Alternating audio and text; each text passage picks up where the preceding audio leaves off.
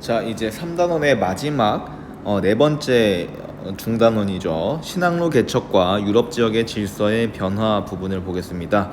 교과서는 122페이지부터 131페이지입니다. 122페이지를 펴주세요. 자, 우리 이 3단원 지금 보고 있고요. 3단원은 총 4갈래로 가지치기가 된다고 했습니다. 그 중에서 우리가 지금 보고 있는 오늘 볼 건 마지막 신항로 개척과 유럽 지역 질서의 변화 부분입니다. 신항로 개척 그리고 유럽 지역 질서의 변화로서 절대 왕정을 살펴볼 겁니다. 자, 그럼 우리가 오늘은 무엇에 집중해야 되느냐? 여기 학습 목표를 봅시다.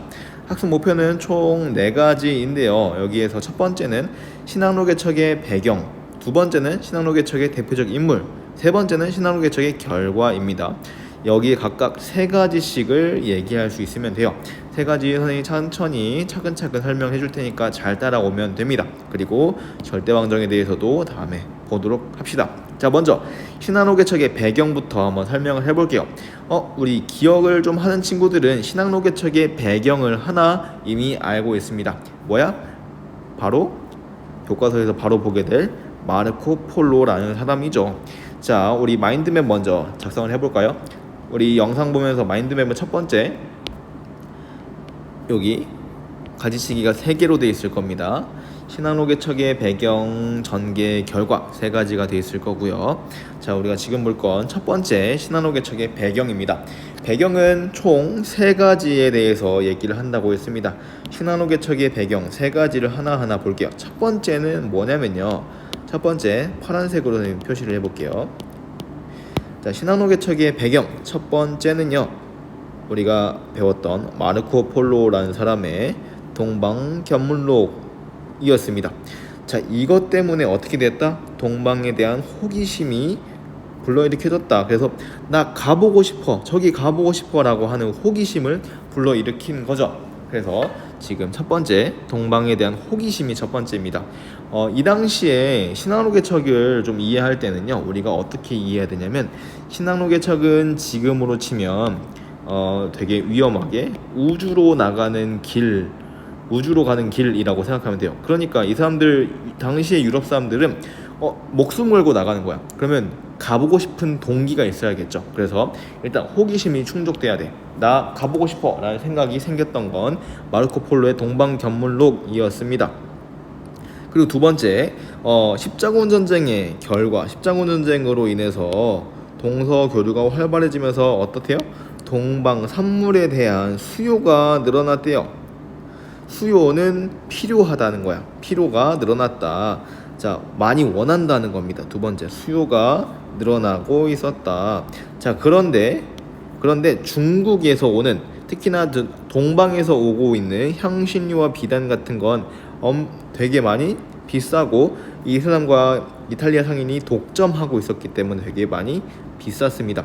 이 당시 얼마나 비쌌냐면 향신료, 우리가 흔히 생각하는 후추, 향신료가 대표적인 게 후추인데요. 후추가 똑같은 크기의 금과 같이 거래가 되었대요.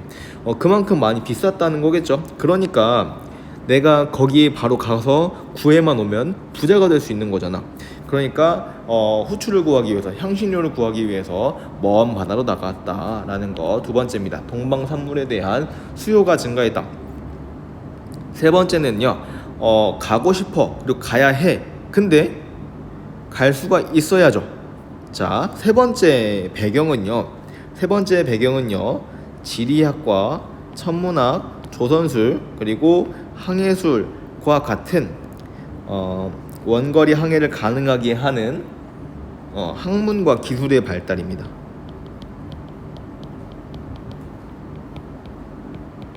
학문과 기술, 그러니까 나갈 수 있도록 지리학은요, 땅입니다. 그러니까 지도를 그릴 수 있고 땅을 보는 눈을 길렀던 게 지리학이고요. 하늘을 보는 눈, 천문학을 봐서 뭘 하냐면요, 길을 찾는 거야. 지리학과 천문학 둘 다 길을 찾는데, 바다에서 먼 길을 가는데 도움이 됐던 학문이고요. 조선술은 배 만드는 겁니다. 배를 만드는 기술, 그리고 항해술, 배를 타는 기술, 이런 게 발전했다고 합니다. 자, 그러면 세 번째는 학문과 기술의 발달이었습니다. 자, 그럼 정리가 되었죠. 신학로 개척을 왜 했나요? 라고 물어보면 동방에 대한 호기심. 지워버렸네. 잠시만, 이거 어떻게 누르지? 됐네요. 자, 신학로 개척을 왜 했나요? 하면 동방에 대한 호기심, 가고 싶어요. 그리고 가야 해요. 그래서 포르투갈과 에스파냐인들은 직접 교역하면서 이익을 남기고자 돈 벌고 싶어요 해서 신학로 개척을 하게 됩니다. 동방 산물에 대한 수요가 증가한 것, 그리고 학문과 기술의 발달, 이렇게 세 가지로 들 수 있는 거죠. 자, 이렇게 배경 세 가지 알아봤습니다. 자, 그러면 학습 목표 1번 다 되었네요. 배경 세 가지. 첫 번째는 호기심. 누구 때문에? 마르코 폴로 때문에. 두 번째 뭐야? 수요. 무슨 수요? 동방 산물에 대한 수요. 동방에서 나오는 물건에 대한 수요. 대표적으로는 후추 같은 게 있었습니다. 세 번째는 학문, 기술 발달, 이렇게 됩니다. 지금 선생님이 이렇게 날아가게끔, 이렇게 바로 날아가게끔 쓰는 이유는 여러분이 따라 쓰지 말라는 거야. 따라 써봤자 여러분이 아무 필요가 없어요. 여러분은 이걸 말로 설명할 수 있어야 돼. 이미 여기 교과서에 있잖아, 그죠? 교과서에 있는 거면 요걸 바탕으로 마인드맵을 작성하면 되는 거고요. 그걸 여러분 머릿속에 저장하면 됩니다. 자, 두 번째 갑시다. 두 번째 학습 목표는 신학로 개척의 과정에 있었던 탐험가 3명의 내용을 간단하게 설명하라 였습니다. 자, 신학로 개척의 전개 과정에서 우리가 3명을 보게 될 텐데 누구냐면 바스코 다가마, 콜럼버스, 마젤란이라는 사람입니다. 자, 이 각각 뭐 했는지는 차근차근 살펴보고요. 자, 봅시다. 자, 어느 나라가 같냐 보면 여기 포르투갈과 에스파냐가 같대요. 포르투갈과 에스파냐가 왜 같대요?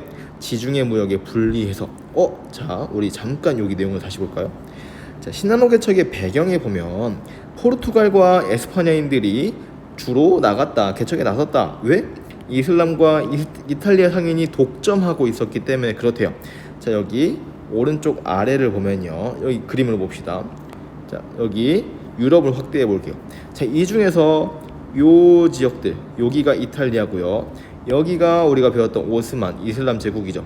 여기가 동방에서 오는 이런 산물들을 다 독점하고 있기 때문에 이 지중해 무역에서 소외되어 있는 이 에스파냐와 포르투갈이 이 먼 바다로 나갈 수밖에 없었던 거죠. 얘네들 입장에서 목숨 건 거야. 왜냐면 여기에서는 이미 경쟁력이 없으니까 바다로 나가보자 했는데 여기로 나간다는 건 진짜 목숨 걸고 죽을 각오로 나가는 겁니다. 여기가 있는지조차, 여기는 세계의 낭떠러지로 생각했으니까. 자, 이런 상황에서 에스파냐와 포르투갈이 먼저 신학로 개척을 주도하였다라는 부분 좀 이해를 하고요. 왜 그래? 지중해 무역에 분리했기 때문에 그렇다고 합니다. 자, 그러면 포르투갈 먼저 볼게요. 포르투갈에서 볼 사람은 바스코 다가마라는 사람인데요. 이 바스코 다가마는 아프리카 남단을 돌아서 희망봉을 돌아서 인도에 도달하는 항로를 개척했다라고 합니다. 자, 밑에 지도에서 볼게요. 자, 지금 여기서 보면 포르투갈에서 시작하고요. 바스코 다가마 요 사람이죠. 바스코 다가마는 포르투갈에서 시작해서 쭉 돌아 아프리카를 남쪽으로 돌아요. 희망봉을 지나서 인도로 가는 길을 개척합니다. 꽤나 먼 길을 가게 되었네요. 자, 요게 바스코 다가마가 간 길이었죠. 그러면 색깔로 치면 갈색이 되는 거죠. 그러면 여기 이 두 번째 여기 있는 요게 이제 바스코 다가마가 되는 겁니다.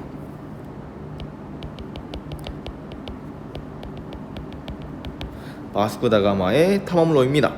자, 여기 니은이 바스코 다가마였고요. 자, 그러면 포르투갈에서 출발한 바스코 다가마는 어디로 갔다? 인도에 도달하는 항로에 도달했다. 요게 첫 번째 내용이고요. 이 번호는 여기에 우리 번호는 두 번째라고 할게요. 왜냐면 이 우리가 볼 요 사람들 중에 바스코 다가마는 두 번째로 갔던 사람입니다. 그럼 첫 번째는 누구야? 콜럼버스가 먼저 갑니다. 물론 이전에도 갔던 사람이 있는데 우리가 교과서에서 볼 때는 콜럼버스가 시간적으로 보면 가장 먼저 갑니다. 콜럼버스 유명한 사람이죠. 근데 이 사람은 포르투갈의 지원을 받았대요. 포르투갈 아니고 에스파냐.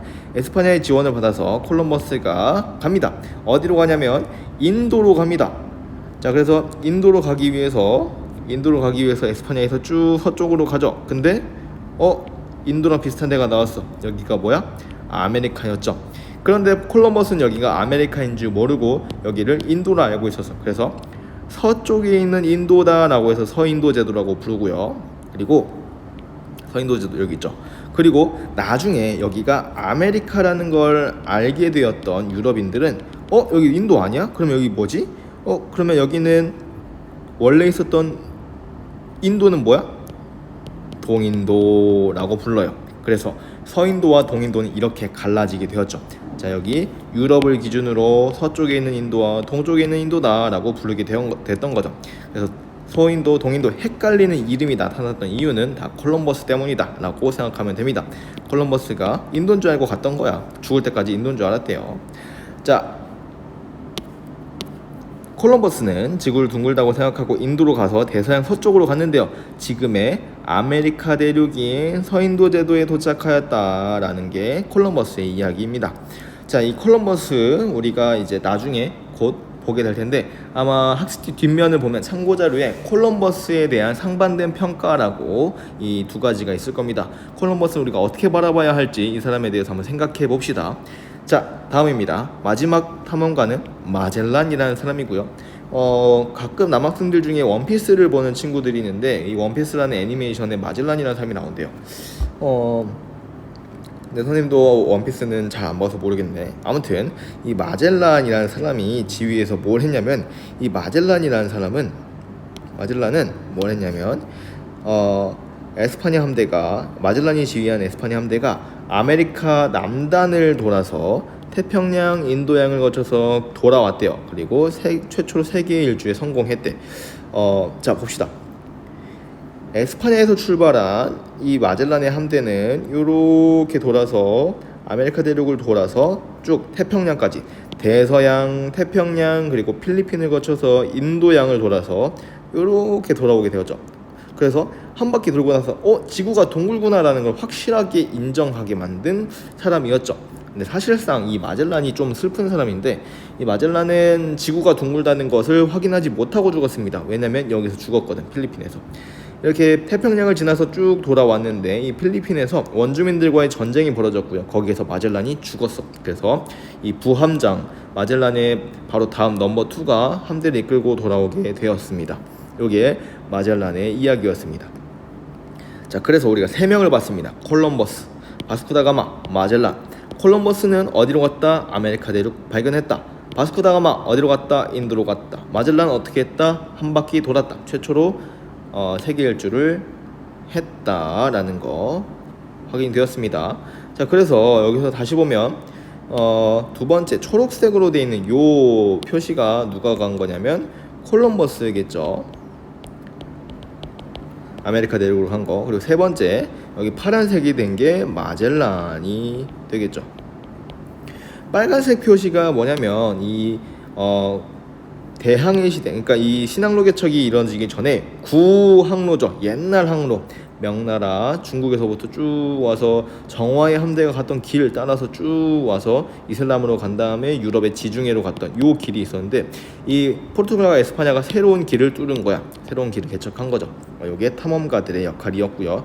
그래서 결론적으로 신항로 개척의 결과로 아메리카 대륙과 그리고 세계를 한 바퀴 돌 수 있는 이런 함대, 이런 항해술까지 발전하게 되었다라고 볼 수 있죠.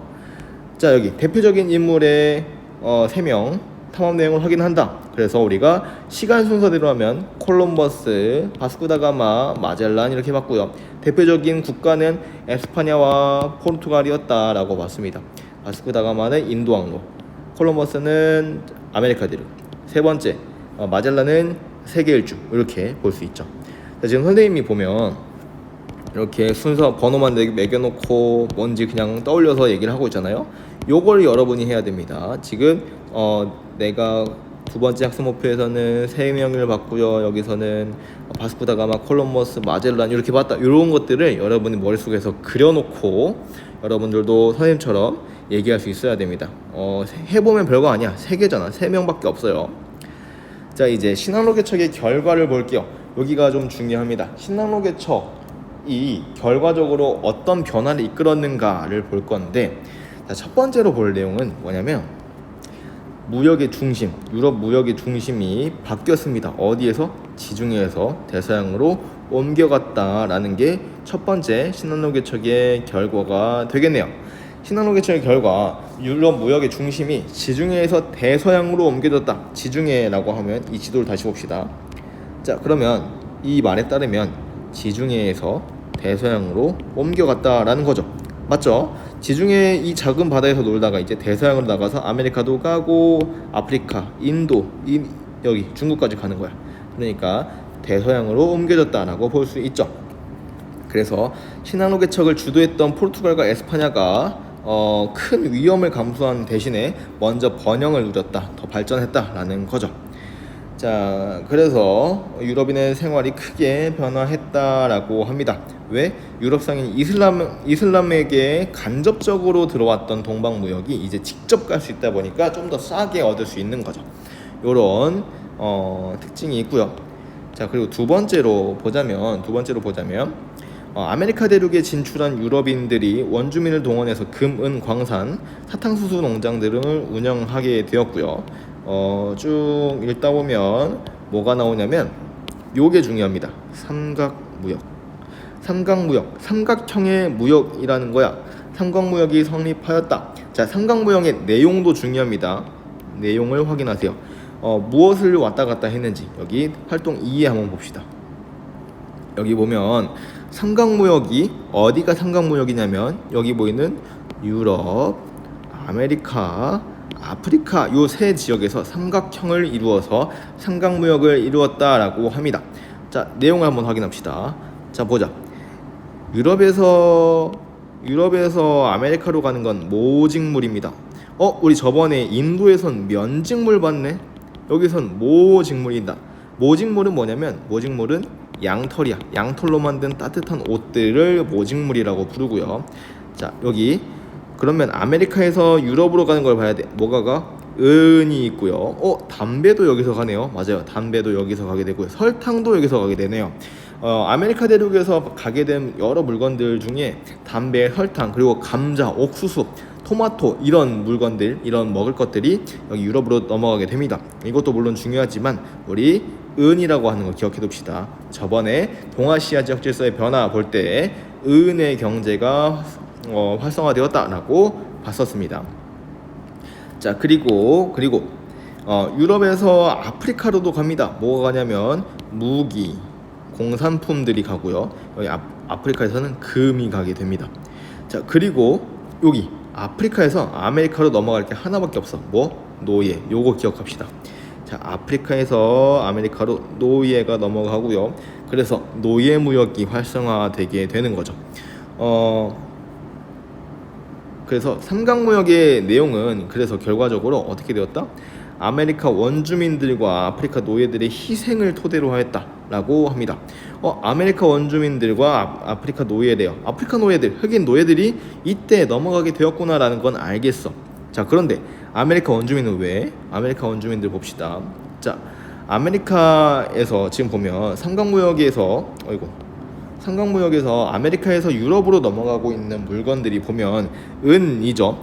은을 그냥 땅에서 줍는 건 아닐 거 아니야. 은도 광산에서 캐야 되는데 여기 보면 은광에서 채굴한 막대한 양의 은이 유럽으로 들어왔대요. 그래서 유럽인은 풍요로워졌지만 반면에 광산에서 혹사당하며 죽어간 원주민들의 희생이 있었다라고 하죠. 여기 한번 읽어보면 원주민은 초기부터 금광과 은광에 대거 투입되었고 수천 명씩 죽어나갔다. 그리고 지독한 악취가 풍겨서 광산들은 지옥보다 못하다. 시체가 많이 죽어 있었는데 이 시체를 치우지 않았어. 그래서 시체를 노리고 독수리들이 너무 많이 날아다녀서 하늘이 보이지 않을 정도였대요. 그래서 이때 원주민들이 엄청나게 혹사당하고 있구나라는 걸 확인할 수 있죠.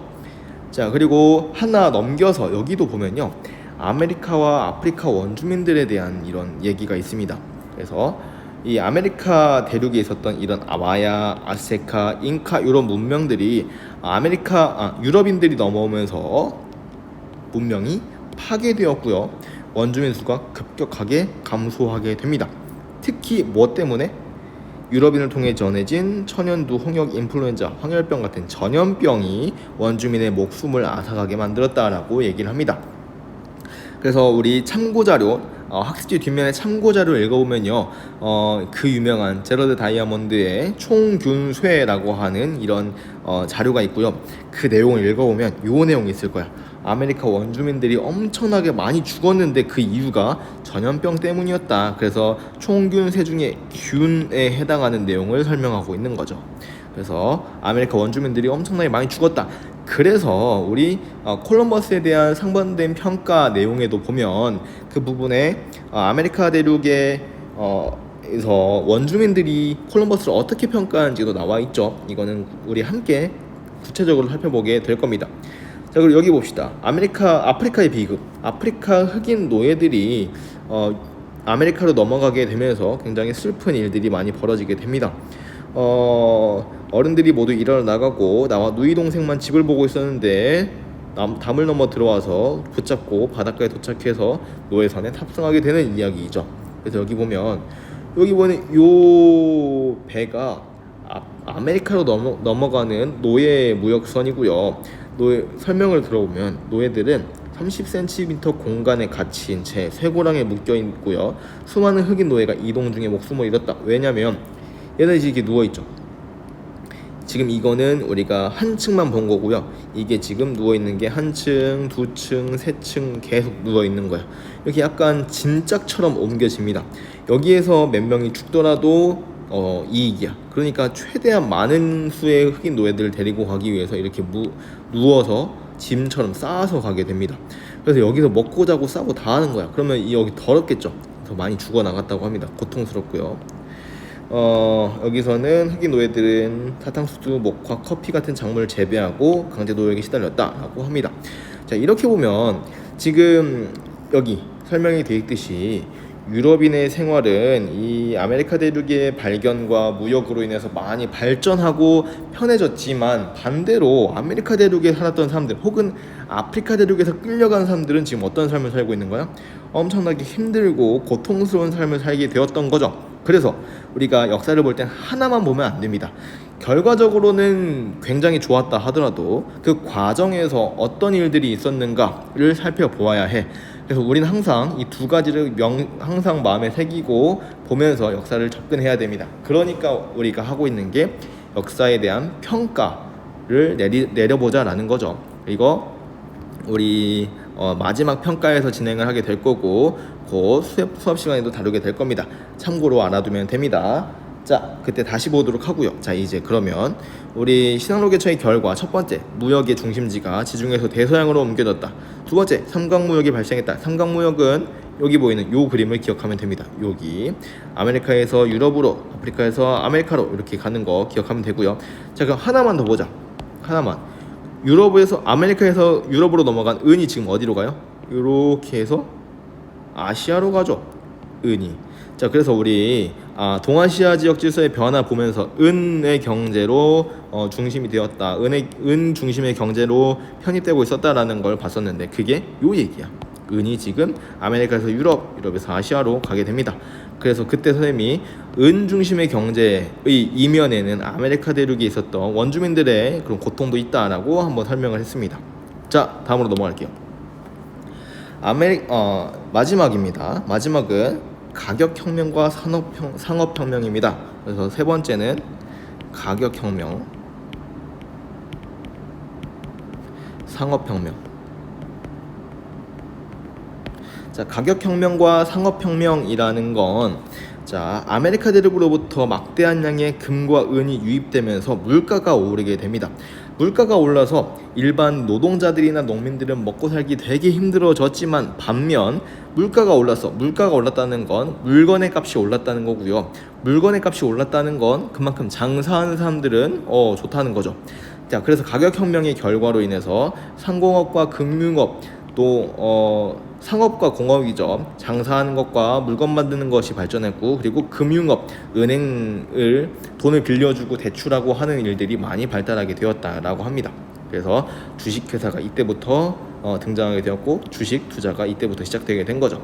자, 유럽의 자본주의가 발달하면서 상업, 장사를 통해서 발전했던 이런 경제 구조가 더 발전하게 되었고요. 자, 그래서 이전까지는 상업혁명 이전까지는 뭐에 집중돼 있었냐면 농업에 집중돼 있었다면 이제는 상업으로 집중되게 됩니다. 그 결과로 뭐 우리가 흔히 얘기하는 시민계층과 부르주아들이 등장하게 되고요. 그 사람들이 더 발전해갖고 혁명도 일으키게 되고 하는 거죠.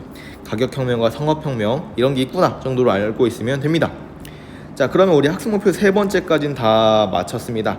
신한노 개척의 배경 3가지, 대표적 인물 3명과 탐험 내용, 그리고 신한노 개척의 결과 3가지 설명할 수 있게 되었어요. 결과 3가지라면 무역의 중심지가 바뀌었죠. 지중해에서 대서양으로, 그리고 삼각무역 체제, 유럽, 아메리카, 아프리카끼리 삼각형으로 무역을 했던 거, 왔다 갔다 했던 물건들도 봤습니다. 그리고 마지막은 가격혁명과 상업혁명이 발생했다라는 부분 봤습니다.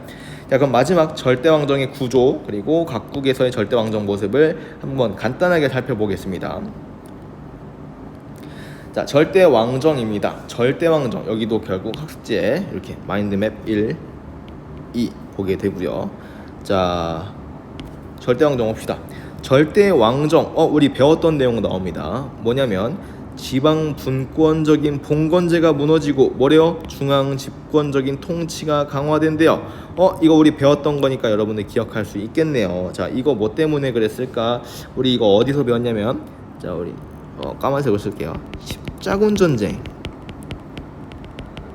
전쟁으로 인해서 요게 됐다고 했어요. 지방 분권의 봉건제가 무너지고 중앙집권적인 통치가 강화되었다라고 배웠습니다. 자, 이렇게 되었습니다. 중앙집권적인 구조, 그러니까 왕의 힘이 강해졌다라는 거죠. 자, 왕의 힘이 강해졌다. 여기에서 우리가 하나씩 살펴볼게요. 왕의 힘이 강한데, 그래서 절대왕정은 어떤 식으로 운영이 되었냐?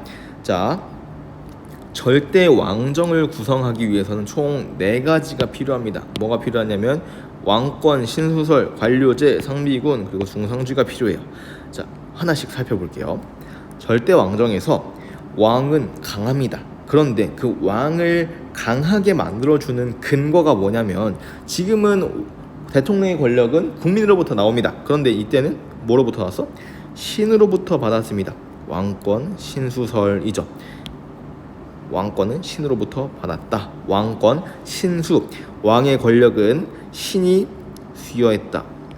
수여했다라는 거죠. 왕권, 신수설. 그래서 왕권을 정당화하고요. 그리고 왕의 명령을 잘 따를 수 있는 관료제가 있었고요. 관료제라는 건 옛날에 지방 분권 시대, 봉건제 시대에 왕이 봉건 신하들에게, 제후들에게 땅을 나눠주고 알아서 다스려 한 게 아니라, 이제 그 제후들이 왕의 신하가 되어서 관료로서 왕의 명령을 실행하게 되는 거죠. 그리고 항상 전쟁에 대비하기에 상비군을 두게 됩니다. 상비군, 말이 좀 어렵지만 상비군은요, 항상 준비된 군대라는 뜻이야. 항상 준비된 군대, 항상 준비군대. 여기에 반대말은 뭐냐면 예비군이야. 예비군은 항상 준비하진 않지만 전쟁이 나면 참여하는 거죠. 이게 예비군이고요. 그래서 절대왕정에서는 상비군이 필요했다라는 거고요. 자, 그러면 지금 보자. 관료제, 상비군, 관리들한테 월급 줘야죠. 상비군한테 월급 줘야죠. 돈이 많이 필요해요. 어떻게 해요? 돈을 많이 벌어요. 어떻게? 중상주의. 아까 우리가 봤던 신항로 개척의 결과로 있었던 상업혁명의 결과, 상업 자본들이 많이 발전하게 되고요. 그래서 그 재정들, 상공 시민계층들이 등장하게 되는데, 상공시민, 상업과 공업을 하는 이거 너무 상업과 공업을 중심으로 하고 있는, 돈을 많이 벌었던 상공시민계층들이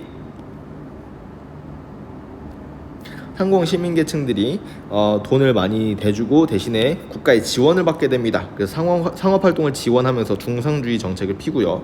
그리고 중상주의는요, 이런 거야. 상업을 중요하게 생각하는, 상업을 중심으로 생각하는 경제 정책을 중상주의라고 합니다. 자, 중상주의를 한번 볼까요? 여기 자료에 보면요, 모든 무역에서 국내 제조공업에 수입할 때 세금을 면제, 그리고 국내 공업 출국세를 낮춘다. 그러니까 자, 여기 보자. 수입할 때는 우리나라에 도움이 안 되는 물건들은 세금을 많이 부과해요. 그리고 우리나라 물건 팔 때는 세금을 높입니다. 그래서 수출할 때는 세금을 줄이고, 그리고 수입할 때는 세금을 높여서 외국 물건들이 우리나라 와서 물건을 잘 못 팔게 하고, 우리나라 물건은 밖에 나가서 잘 팔릴 수 있게 하는 게 이 중상주의 정책의 기본이었어요. 물론 이대로 된 건 아니지만 이걸 기본으로 해서 한다. 그러니까 한마디로 보면, 지금 쉽게 생각하면 지금 상업 장사할 때 우리 것만 잘 팔리면 돼 라고 하는 게 이제 중상주의 무역이었죠. 지금도 물론 뭐 이런 방식을 취하기는 하지만 이게 한계에 다다랐기 때문에 지금의 경제 정책은 좀 다릅니다. 이때는 이런 경제 정책이 시행되던 초기의 모습이었기 때문에 이렇게 되게 단순하게 접근했던 거예요. 자, 그래서 절대왕정의 4가지 구조, 여기 그림을 좀 이해하면 됩니다. 첫 번째, 왕권 신수설, 왕의 권력은 신이 주었다. 두 번째, 관료제와. 세 번째, 항상 준비되어 있는 상비군. 그리고 네 번째, 이걸 뒷받침하는 경제로서 중상주의입니다. 상공 시민계층이 왕에게 중상주의 정책으로서 이렇게 지원을 하고요. 봉건 세력들, 이 사람들은 관료제로 더 지원을 하거나, 혹은 이 사람들이 세금을 내주기도 하고요. 이런 식으로 절대 군주의 왕권을 이렇게 지원해주고 있었다라고 합니다.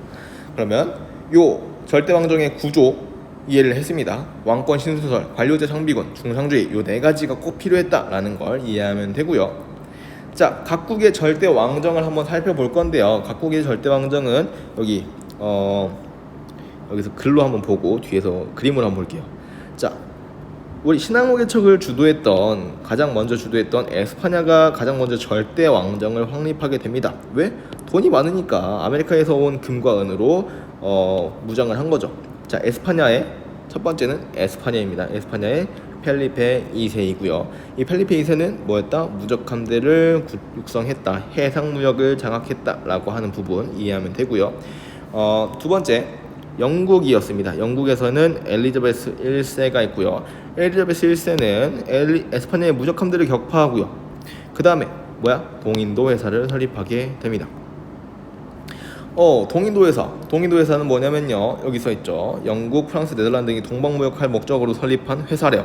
자, 동인도 우리 아까 봤습니다. 동인도는 동인도의 상대적인 말은 서인도고요. 서인도는 콜럼버스가 발견했던 아메리카 대륙.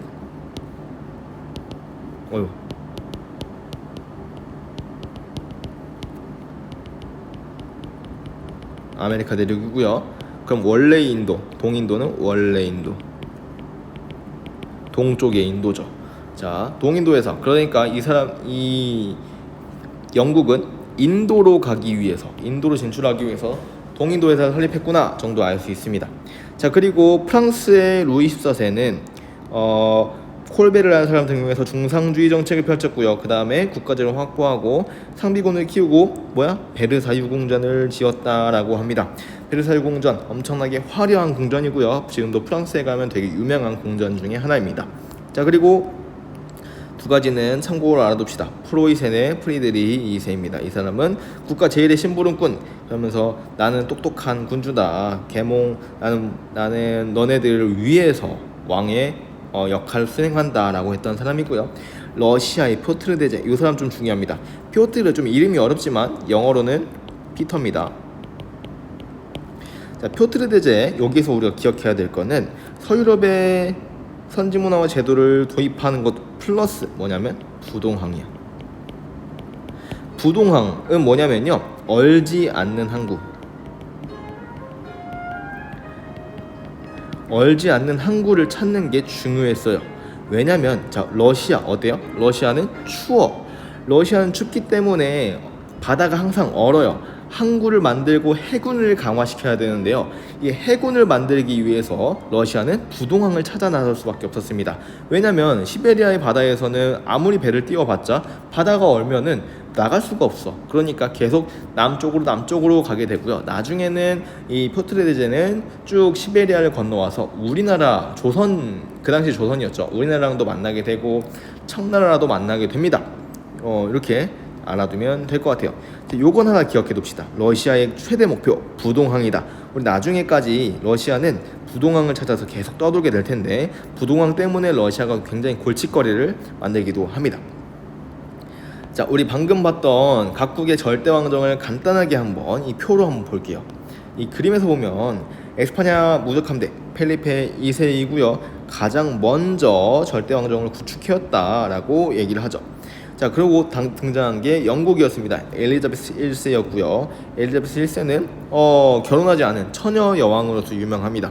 국가와 결혼하였다라고 하면서 절대 결혼하지 않았어요. 그 다음에 그래서 아들도 못 낳고 다음에 왕조가 좀 바뀌게 됩니다. 자, 무적함대 격파하고요. 동인도 회사를 설립하였다. 그리고 북아메리카 식민지, 여기부터 우리가 변화하게 되는 과정을 보게 될 거야. 자, 북아메리카 식민지 지금 나중에 미국이 되는 곳이고요. 자, 베르사유 궁전을 만든 루이 14세였고요. 자, 그리고 여기 러시아의 표트르데제입니다. 표트르데제는 서유럽의 제도와 문물을 적극 수용하고요. 또 뭐야? 부동항을 확보하려고 했다. 요거 하나 기억해 두라고 했습니다. 자, 요 정도로 이제 보면 될 것 같습니다. 그래서 절대왕정의 구조 4가지가 있었고요. 구조 4가지. 그리고 각국에서 절대왕정의 모습들 우리가 뭐 봤냐면 에스파냐 봤고요. 그리고 영국 봤고요. 프랑스 봤고요. 그 다음에 프로이센 봤고요. 그리고 러시아 봤습니다.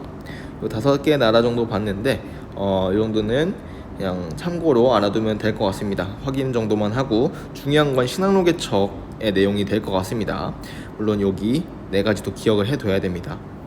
자, 마지막으로 여러분 좀 생소한 게 하나 나왔는데 프로이센이라는 거야. 자, 우리 프로이센이라는 나라는 어디냐면요. 여기 지도를 보자. 우리 프로이센의 뭐 프리드리 2세 뭐 자세히 보진 않았지만 프로이센이 어디냐면요. 여기고요. 여긴 나중에 독일이 됩니다. 자, 독일은요 이 당시 엄청나게 많은 제후국들로 분열되어 있었는데 그 중에서 프로이센이라는 나라가 있었다 정도로 알면 되고 나중에 이 프로이센이 독일을 통일하게 됩니다. 그리고 나타나는 게 이제 1차 세계대전 그리고 2차 세계대전 히틀러 이렇게 나오게 되는 겁니다. 지금의 유럽의 강대국들이 지금 벌써 나오고 있죠. 자, 그래서 신항로개척과 절대왕정의 내용을 오늘 확인했습니다. 자, 여러분들 퀴즈 풀고요. 그 다음에 앞으로 나와서 피드백을 받으면 3단원 내용이 모두 마무리가 되었습니다. 고생했습니다.